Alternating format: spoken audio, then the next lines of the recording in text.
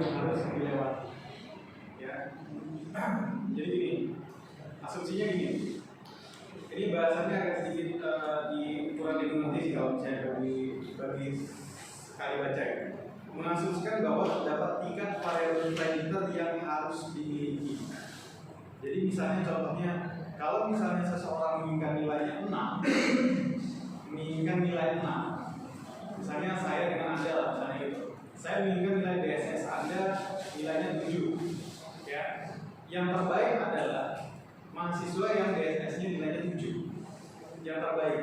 Karena yang saya inginkan adalah nilainya 7. Gimana kalau misalnya Anda lebih dari 7, misalnya 8, 9, 10, kakak dari seperti itu. Itu nggak terbaik bagi saya. Yang terbaik bagi saya adalah nilainya yang 7 tadi.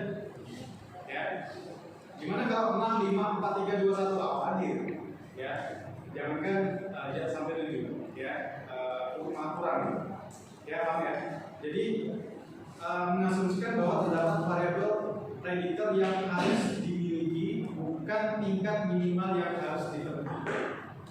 Oke, untuk profile matching ini ada tabel pembobotannya di slide keempat. Nah, yang ini nanti akan kita gunakan untuk di langkah yang kedua. Jadi profile matching ini ada 5 langkah tentunya. Di slide keempat ini tabel pembobotan kita ambil di langkah yang nomor 2. Ya. Oke, saya langsung aja untuk soalnya. Nah, jadi soalnya misalnya seperti ini. Ya. Jadi evaluasi kinerja karyawan, misalnya terdapat 5 orang karyawan yang akan dipromosikan. Jadi kalau di profile matching ini namanya aspek. Kalau yang di pelajaran yang lain mungkin namanya kriteria. Jadi aspeknya ada aspek ya. Aspeknya yang pertama adalah kecerdasan, pilihan. Ya. Nah, jadi ada bagian-bagiannya. Misalnya di pelajaran yang lain kriteria dan subkriteria. Ya, ini proses untuk penilaiannya. Nah, aspek ini tergantung dari kasusnya masing-masing. Ya, dalam kasus ini yang ditentukan adalah kriteria penilaiannya adalah aspek kecerdasan, sikap kerja dan perilaku. Nah, untuk aspek kecerdasan yang harus kita kerjakan adalah menghitung nilai gap kompetensi. Ya, jadi gini. Ini saya buat ID karyawannya 101 sampai dengan 105 sih. Ya, yang menandakan ID karyawannya bahasanya seperti itu. Ya. Sedangkan 1, 2, 3, 4, 5 sampai 10 ini itu tadi yang 10 faktor ini. Ya, karena kalau menulis di sini kan kepanjangan. Ya, common size polarisasi dia kan panjangan. Jadi saya simpulkan 1, 2, 3, 4, 5 sampai 10. Sedangkan nilai 2, 3, 4, 5 itu skala Likert yang sering kita gunakan. Ya, misalnya kalau contohnya 1, 2, 3, 4, 5. Ya, kalau 5 itu biasanya apa? Sangat baik ya. 4 itu baik, 3 itu cukup, 2 itu kurang, dan 1 itu sangat kurang. Ya, jadi kalau misalnya baca tabelnya, karyawan 101 nilai common sense-nya nomor 1 nilainya adalah kurang. Ya. Karyawan 104 nilai nomor 2 apa ya? Cukup. Verbalisasi idenya nilainya adalah 5, sini adalah sangat baik. Nah, ini soalnya. Ya. Jadi asumsinya kita sudah mendapatkan nilai ini berdasarkan dari tesnya, seperti itu. Dan kita mengolah nilainya seperti apa. Ya, jadi cara baca tabelnya seperti itu. Nah, sedangkan di sini adalah profil jabatan. Artinya yang diinginkan oleh bagian personalnya, bagian perusahaannya, profil jabatannya itu menginginkan nilainya seperti ini. Contoh nih misalnya, yang diinginkan oleh perusahaan tersebut, common sense-nya nilainya 3. Ya, dia nggak butuh orang yang nilai common sense-nya 5, 4 nggak butuh. Yang dia butuhkan adalah nilainya 3. Ya, kemudian dan yang lain-lainnya seperti itu. Ya, jadi ini ketentuannya dari personality-nya. Ya, oke. Yang kedua lagi, nah ini sama. Ya, kan ada 6 faktor, 1, 2, 3, 4, 5, 6 sama, caranya sama. Ya, ini asumsinya kita sudah dapat nilainya dari tes. Ya, kita hitung nilai ini. Kemudian untuk yang satu lagi untuk di perilaku sama. pembobotannya. Ya, tadi saya sudah katakan di awal, nilai pembobotan didapatkan dari slide keempat yang tadi. Ya, Anda bisa lihat di slide keempat. Ya, itu contohnya seperti ini. Ini adalah selisih nilai tadi atau nilai gapnya tadi. Min 1 saya ubah jadi nilai yang 4 sini berdasarkan dari tabel yang tadi. 1 saya ubah jadi 4,5. Min 1 jadi 4. Min 1 jadi 4. Min 1 jadi 4. Min 2 jadi 3. Nilai 0 jadi 5. Artinya nilai yang paling tinggi. Ya, nilai yang paling tinggi. Kenapa nilai yang paling tinggi? Karena dia yang paling sesuai tadi. Ya kan, berdasarkan hasil pengurangan tadi nilai 0 dapatnya paling tinggi. Ya. Nah, ini untuk kecerdasan, ini untuk sikap kerja. Jadi saya hanya substitusi saja. Ya, kalau nilai 0 ganti jadi 5, nilai 0 ganti 5, 1 jadi 4,5. Ya. Kemudian yang ini untuk yang perilaku. Ya. Langkah pertama, langkah kedua. Langkah pertama tadi adalah hitung nilai gapnya. Yang kedua adalah substitusi berdasarkan nilai tabel bawahnya. Ya. Langkah ketiga baru kita hitung nilai core factor dan secondary factor. Ya. Nah, perlu saya jelaskan dulu. Core factor itu adalah nilai yang diutamakan, sedangkan secondary adalah nilai sisanya. Ya, jadi kalau misalnya di sini ada 10 faktor, ini kita bagi dua. Ada 5 faktor, 5 core factor, kemudian ada 5 secondary factor. Kalau di sini ada 6, berarti 3. Kalau 4, berarti 2. Ya, kalau misalnya ganti itu mana? Terserah, bebas mau yang mana. Yang jelas jumlahnya harus sesuai dengan yang di sini. Ya. Oke, dalam hal ini yang saya tentukan sebagai core faktornya adalah ini saya tentuin 1, 2, 5, 8, dan 9. Artinya yang saya akses ini 1, 2, 5, 8, dan 9. Nah, nilai core faktornya didapatkan dari gampang saja. Ya. 4 ditambah 4,5 berarti begini ya, ditambah 4,5 ditambah 4 ditambah 3 ditambah 4 dibagi jumlahnya 5. Ya. Kalau misalnya Anda jumlahkan, ini nilainya adalah 19,5 dibagi 5, ini sama dengan 5,9. Saya sudah hitung duluan. Ya. Jadi karena bukan saya cepat hitungnya, bukan, karena saya udah hitung duluan. Ya. Oke. Nah, kalian ini jadi ceritanya kan 4 tambah 4 tambah 3 tambah 5 tambah 4. Ya, langsung aja deh. Digunakan nilainya adalah 20 dibagi dengan 5. 20 bagi 5 sama dengan 4. Ya, nilai 3,9 ini saya simpan sini. 3,9 ini nilainya 4. Ya, oke. Sampai di sini paham? Paham ya, saya hapus.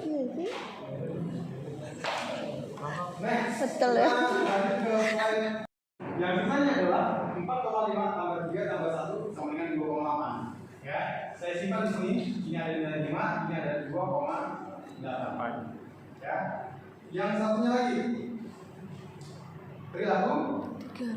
Di slide selanjutnya kalau nggak salah 4,5. Ya, 4,5 dan 4,5 dan 4,5. Ya. Ini sampai di sini di langkah ketiga. Bisa dimengerti? Bisa ya? Oke, langkah ketiga. Sekarang kita masuk ke langkah yang keempat. Masih Ya. nyari itunya. Langkah yang keempat, perhitungan nilai total. Nah, nilai total ini jadi berdasarkan core factor dan secondary-nya. Jadi core factornya saya tentuin 60%, secondary-nya adalah 40%. Intinya adalah jumlahnya harus 100%. 70-30 boleh juga, 55-45 boleh juga. Ya, tapi yang core factor harus lebih tinggi daripada secondary. Ya, nah artinya 60% saya kalikan dengan 3,9. Ya, berarti kali dengan 60%, ini kali dengan 40%. Ya, sehingga cerita hasilnya adalah 3,94. Gitu ya. Nah, sama ini juga singkat cerita hasilnya berapa? Saya udah tulis sebenarnya 4,50. 3,94. Sama. 3,94 yang tadi. 4,12. Ya, tahu ya datangnya dari mana ya? 4,12. Ya. 5 dikali 60% sama ya? 2,8 kali 40%. Ya, kalau nggak percaya hitung aja dulu. Ya, 7 lain. Hasilnya adalah 4,12. Yang ini itu juga.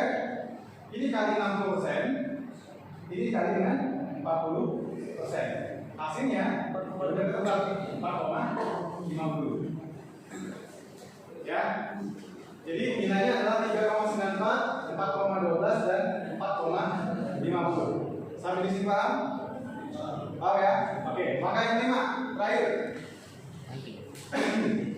Anda langsung buka aja ya. Maka yang kelima adalah rankingan. Jadi kalau untuk rankingan, kalau tadi persentasenya nilai core factor dan secondary sekarang persentasenya saya pindahkan ke depan lagi. Jadi kecerdasan saya kasih nilainya 20%. Sikap kerja saya kasih nilainya 30%. Perilaku 50%. Ya, kenapa perilaku paling tinggi? Karena bagi saya ini adalah karakter yang susah dibentuk. Ya, kalau dalam dunia kerja itu perilaku itu susah.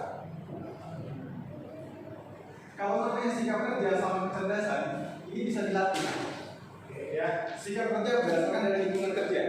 Kecerdasan berdasarkan dari pintar atau enggaknya. Ya, ikutin aja les. Misalnya karyawan, oke bisa pintar dia. Ya, tapi kalau namanya perilaku dia udah bawaan dari orang tua. Ya, gimana cara orang tua mendidik anaknya gitu. Ya, nah ini yang mahal, yang susah. Ya, jadi karakter orang kalau misalnya sudah 20%, yang ini saya kali dengan 30%, yang ini saya kali dengan 50%. Ya, dikali jumlah hasilnya berapa sih?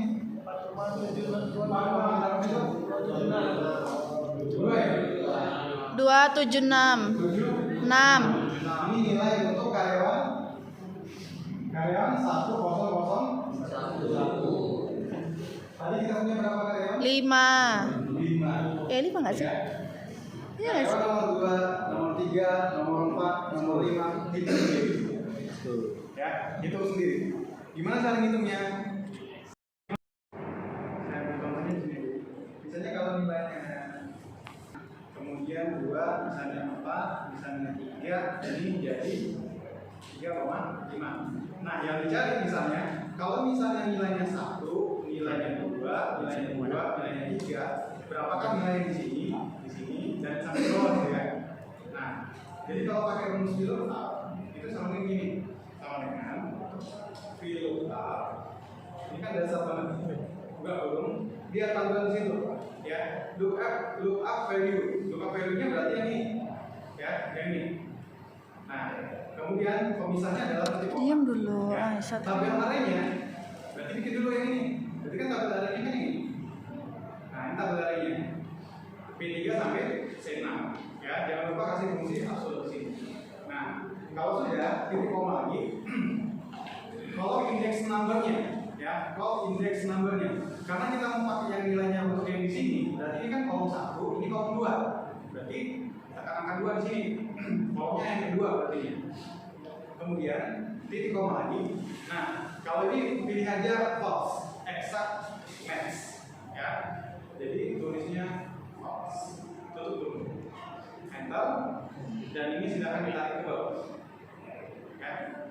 Jadi kalau dia 2 jadi 4, kalau 2 jadi 4. Kalau di sini 3, dia jadi 3,5. Ya. Kalau mau pakai rumus bisa juga. Tapi logika tesnya itu terlalu panjang banget sih, nanti bingung Pak.